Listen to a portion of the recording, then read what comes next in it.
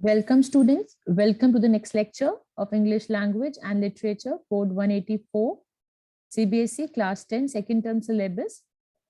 Today we are starting the chapter number 7 from your book First Flight, and the name of the chapter is Glimpses of India, and we are doing first part today, that is A Baker from Goa by Lucio Rodriguez.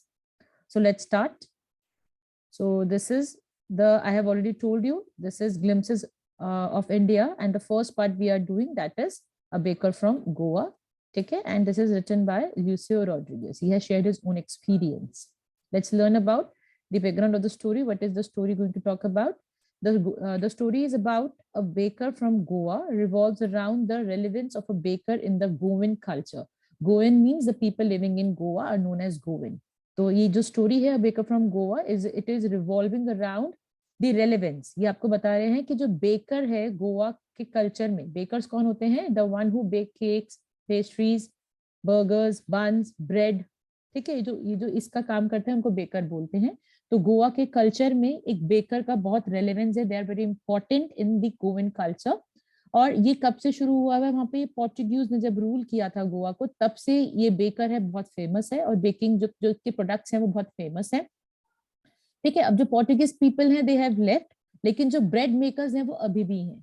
ठीक है, और जो bread है वो inevitable स्ट्रेच्योर है, मतलब वो inevitable मतलब जिसको हम अवॉइड नहीं कर सकते. ब्रेड गोवन कल्चर का बहुत ही इंपॉर्टेंट इंग्रेडिएंट है, और ब्रेड से बहुत सारी चीजें वो लोग बनाते हैं और खाते हैं शौक से. The author recalls his childhood days. अब जो ऑथर है, जो ल्यूसियो रॉड्रिगेज हैं, वो अपनी चाइल्डहुड, अपने बचपन के दिनों के बारे में कुछ बता रहे हैं, और बचपन की एक्साइटमेंट के बारे में बता रहे हैं जो उनको बेकर को देख के फील होती थी. तो हमें कह सकते हैं कि उनकी ही लाइफ की, बचपन की कुछ यादें हैं जो वो हमसे शेयर कर रहे हैं इस चैप्टर में. तो हम कुछ वोकैबुलरी वर्ड्स देख लेते हैं. रेमिनिसिंग, नॉस्टैल्जिकली, जब हम पुरानी बातें सोचते हैं बहुत नॉस्टैल्जिक होकर, बहुत ही ध्यान से, बहुत ही फॉन्डली हम किसी को कहते हैं, अरे यार वही जगह जहाँ पे हम ऐसा करते थे, अरे भाई ये तो वही है. तो we get nostalgic about our past. तो ये रेमिनिसिंग नॉस्टैल्जिकली का मतलब होता है अपने पास्ट के बारे में बड़े ही अच्छे से सोचना, और बड़े ही मतलब अच्छे टाइम को सोचना. ठीक है. लोफ्स क्या होता है? आप ब्रेड लेके आते हैं मार्केट से, वो पूरा लोफ होता है. ठीक है, उस लोफ को काट के उसके स्लाइसेस बनाए जाते हैं, जिससे आप सैंडविचेस वगैरह घर में बनाते होंगे. ठीक है, तो complete bread is known as one loaf, क्योंकि उसके कटिंग करके उसके पीसेस या स्लाइसेस निकाले जाते हैं. वैनिश्ड मतलब गायब हो जाना, डिसअपेयर हो जाना. मोल्डर्स एक पर्सन है जो मोल्ड करता है डो को इनटू अ शेप. जैसे हम we take the flour and we make dough. ठीक है ना, आटा को लेके हम उसका डो बनाते हैं, डो से फिर उसको शेप देते हैं. तो जो उसको शेप देता है मोल्डर्स में डाल के, वो कहलाता है मोल्डर्स. ठीक है. फर्नेसेस मतलब जैसे हमारे पास, मैं आपको बताती हूँ कि पहले अवन नहीं हुआ करते थे, तो वहां पे बहुत ही पुराने स्ट्रक्चर के, पुरानी तरह से ना, जैसे अवन्स बने हुए हैं, फर्नेसेस बने हुए, जहाँ पे वो हीट करते थे बहुत ही हाई टेम्परेचर पे, जिससे बेकिंग हो पाता था, और केक्स वगैरह, या केक्स नहीं मतलब ब्रेड वगैरह बन पाती थी. एक्सटिंग्विश मतलब बुझना. सीज टू बर्न, सीज मतलब होता है stop to burn. Heralding means announcing, कोई अनाउंस कर रहा है कि वो बता रहा है कि आई एम कमिंग, तो वो अनाउंस कर रहा है, हेराल्ड. फिर फदेर is the word for baker.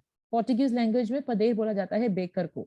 तो आज भी लोग उनको पदेर बोलते हैं वहां पे गोवा में, क्योंकि ये पहले से कल्चर चला हुआ आ रहा है. ठीक है, तो फटाफट से इसका हम एक बार थोड़ा सा देख लेते हैं कि स्टोरी में हम क्या बताने वाले हैं, क्या पढ़ने वाले हैं.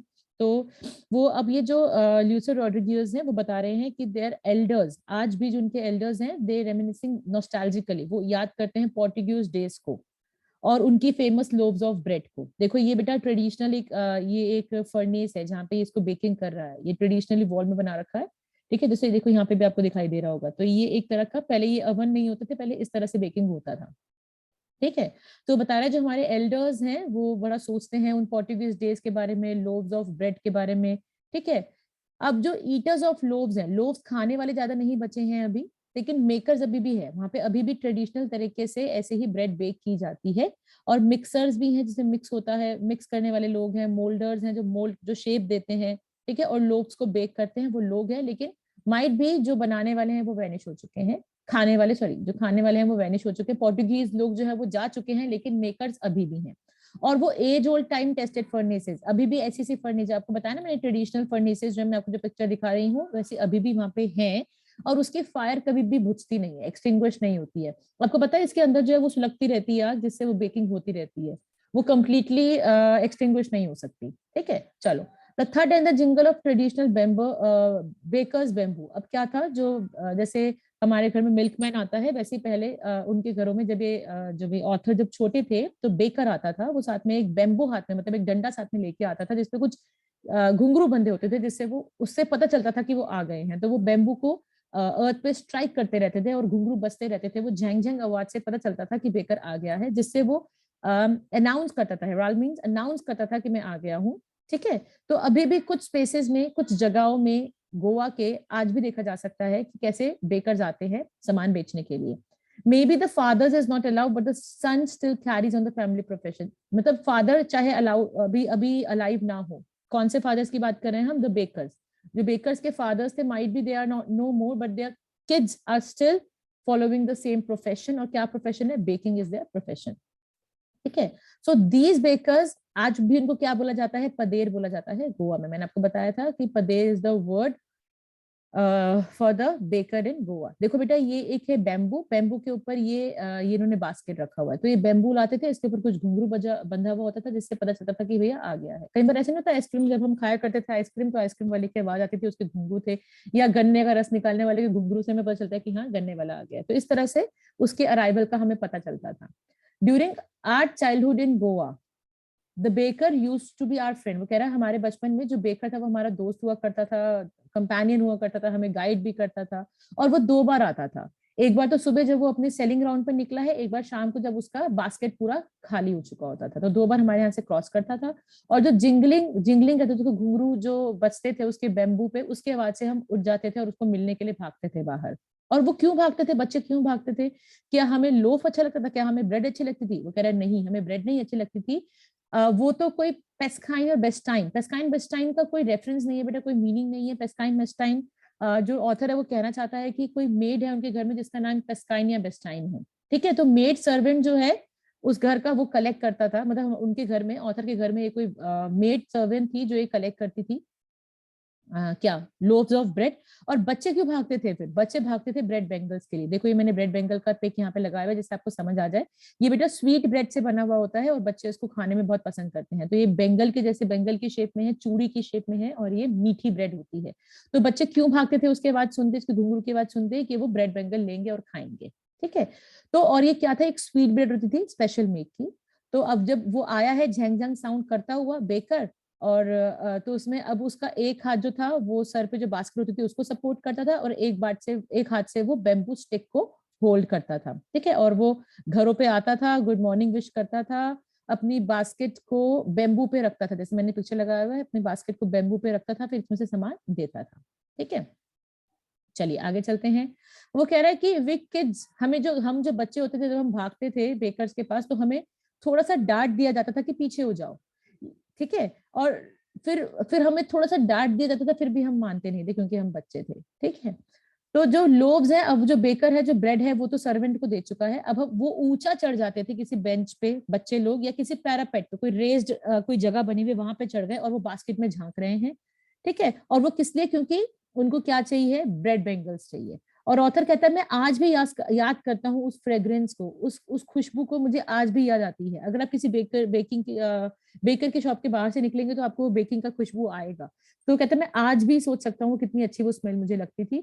और हम बच्चे कभी भी ब्रश नहीं करते थे, ब्रश करना भूल जाते थे, ना ही मुंह धोते थे। सुबह उठते जब हमें बेकर की आवाज आती थी, हम भागते थे, हम उसकी बास्केट से ब्रेड बेंगल्स को निकालते थे और खाना शुरू कर देते थे। ठीक है, क्योंकि कौन मैंगो लीफ को तोड़े, कौन ब्रश करे?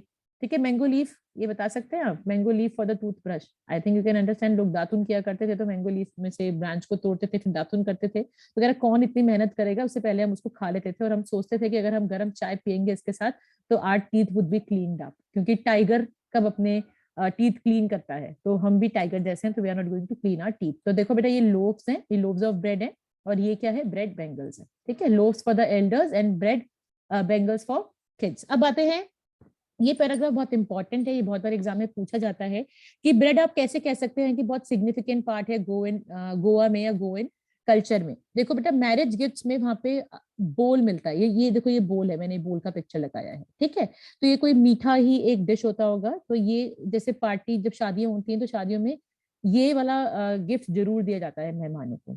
ठीक है। तो और जो जब सैंडविचेस कब बनते हैं, जब घर में आपकी डॉटर की एंगेजमेंट होती है तो घर में सैंडविचेस बनाना कंपल्सरी है, तो सैंडविच तो I think you also like. और केक्स और बॉलिनाज are must for Christmas as well as for other festival. और केक्स बनते हैं और बॉलिनाज बनते हैं। बॉलिनाज का पिक्चर मैंने लगाया, ये देखो बेटा, ये कुकीज हैं, ये बिस्किट्स हैं, ठीक है, काइंड ऑफ बिस्किट्स हैं जो इसको हम बॉलिनाज बोल रहे हैं। और केक्स तो आपको पता ही है, केक भी ये रहा, ठीक है। तो केक्स और बॉलिनाज बनते हैं क्रिसमस पे और अदर फेस्टिवल्स पे। तो क्या बन रहा है बेटा, बोल मैरिजेस पे, डॉटर्स एंगेजमेंट पे सैंडविचेस, और केक्स एंड बॉलिनाज किसी फेस्टिवल पे या क्रिसमस फेस्टिवल पे, ठीक है। तो ये जो है, इसीलिए हम कह सकते हैं कि बेकर के फरनेस का होना गोवा में बहुत इंपॉर्टेंट है, क्योंकि आज भी ये कल्चर फॉलो हो रहा है। द बेकर और bread seller of those days had a peculiar dress. अब उसकी ड्रेस की बात आ रही है कि वो एक ड्रेस, इसका नाम था कबई, जिसको पहनते थे। और वो कबई था क्या, एक सिंगल पीस लॉन्ग फ्रॉक, एक फ्रॉक की जैसी थी जो नीज तक जाती थी। देखो ये रही कबई, ठीक है, एक पूरी ऊपर से लेकर देखो, एक फ्रॉक है जो नीज तक जा रही है। देखो इसकी बास्केट से ब्रेड बेंगल्स हैंग कर रहे हैं, ठीक है। और ये देखो इसने बैम्बू लिया हुआ है, एक हाथ से इसने सर पे बास्केट रखा हुआ है फुल ऑफ द लोव्स और ब्रेड बेंगल्स और समथिंग एल्स, ठीक है। चलो, तो वो बता रहा है कि ये क्या पहनते थे, कबाई पहनते थे पहले, ठीक है। और ये फ्रॉक थी जो नीज तक जाती थी। लेकिन ये राइटर कह रहा है, ऑथर कह रहा है, जब हम छोटे थे तो बेकर जो थे वो क्या पहनते थे, अ शर्ट विद ट्राउजर्स। शर्ट पहनते थे और ट्राउजर्स पहनते थे, लेकिन जो ट्राउजर्स होते थे वो फुल लेंथ के नहीं होते थे, लेकिन हाफ भी नहीं होते थे। तो हाफ से थोड़े ज्यादा और लॉन्ग से थोड़े कम। तो हम इसको कह सकते हैं, ये वाला जो पिक्चर है, इस तरह से वो पैंट होती थी, शर्ट और ये वाला पैंट। तो वो कह रहा है आज भी अगर कोई हाफ पैंट पहनता है, मतलब हाफ पैंट से थोड़ा बड़ा और फुल पैंट से थोड़ा छोटा, तो उसको कमेंट आ जा रहा है, अरे यार तुम तो पदेर के जैसे ड्रेस हुए हुए हो। तो आज भी ये कमेंट होता है, ठीक है। चलो, जैसे ये जो बेकर से रोज घर में ब्रेड प्रोवाइड करने आते थे और आखिरी में मंथ के एंड में अपना बिल देते थे, जिससे पूरा पैसा एक बारी में लेते थे, ठीक है। तो मंथली अकाउंट जो थे वो मेंटेन किए जाते थे ऑन वॉल विद पेंसिल। आपने देखा नहीं होगा या पता नहीं देखा होगा कि जैसे पहले हमारे टाइम पे क्या होता था कि मिल्कमैन आता था रोज, तो हम वॉल पे ना, जो मदर्स थी वो एक रिकॉर्ड मेंटेन करती थी कि आज हमने इतना लीटर दूध लिया, आज हमने एक लोफ ऑफ ब्रेड लिया। तो ये लोग ऐसे जो है वॉल पे अकाउंट्स मेंटेन कर रहे हैं। और बेकिंग जो है बहुत एक प्रॉफिटेबल प्रोफेशन था ओल्ड डेज में, ठीक है। And baker and his family never starve. Baker और उसकी फैमिली हमेशा प्रॉस्पेरस लाइफ जीते थे, वो हमेशा हैप्पी और प्रॉस्पेरस रहते थे। और उनका प्लम्प फिजिक, मतलब वो मोटे होते थे, ठीक है। एक ओपन टेस्टिमोनी था इस बात का कि वो बहुत प्लेजर्ड वाला लाइफ जी रहे हैं, बहुत प्रॉस्पेरस लाइफ जी रहे हैं, ठीक है। अगर आज भी कोई jackfruit like physical appearance होती है, जैक फ्रूट मतलब क्या होता है, कटहल, जो अगर बड़ा सा कटहल देखेंगे बहुत मोटा होता है, प्लम्प होता है। अगर किसी का फिजिकल अपीयरेंस बहुत मोटा है, कोई बहुत प्लम्प है, तो लोग कहते हैं कि क्या तुम बेकर हो क्या। जैसे हमारे यहाँ पे कहते हैं ना, हलवाई बहुत मोटा होता है, क्या तुम हलवाई हो क्या। तो इस तरह से दे गेट द कमेंट। तो हमने क्या जाना, अ बेकर फ्रॉम गोवा में, दैट की इनको पदेर बोला जाता था, ठीक है। फिर हमें राइटर ने बताया कि बचपन में वो ब्रेड बेंगल्स के लिए बच्चे बहुत क्रेजी होते थे, they used to rush to have bread bangles. फिर हमें बताया गया कि मैरिजेस में बोल और डॉटर्स के एंगेजमेंट पे सैंडविचेस एंड केक्स ऑन बॉलिनास फेस्टिवल्स पे। और इनकी ड्रेस के बारे में बताया गया, ये कबाई पहनते थे जब बहुत पहले। फिर इन्होंने ये शर्ट और ट्राउजर पहनना शुरू किया, जो ट्राउजर पूरा नहीं होता था, ना ही आधा होता था। Then we came to know that कि लोग जो थे वो मंथली अकाउंट्स बनाते थे वॉल्स के ऊपर। और जो बेकर्स थे वो बहुत अच्छी लाइफ, प्रॉस्पेरस लाइफ जी रहे थे, क्योंकि वो बहुत प्लम फिजिक वाले होते थे। तो आज कोई भी प्लम फिजिक वाला होता है तो उसी को ये कमेंट मिलता है, क्या तुम बेकर हो। तो इस तरह से बेटा ये स्टोरी एंड हो जाती है। This is the information about Baker from Goa. Hopefully you have understood it, but if you still have any problem, you can write in the comment box. I will get back to that. Thank you and stay connected.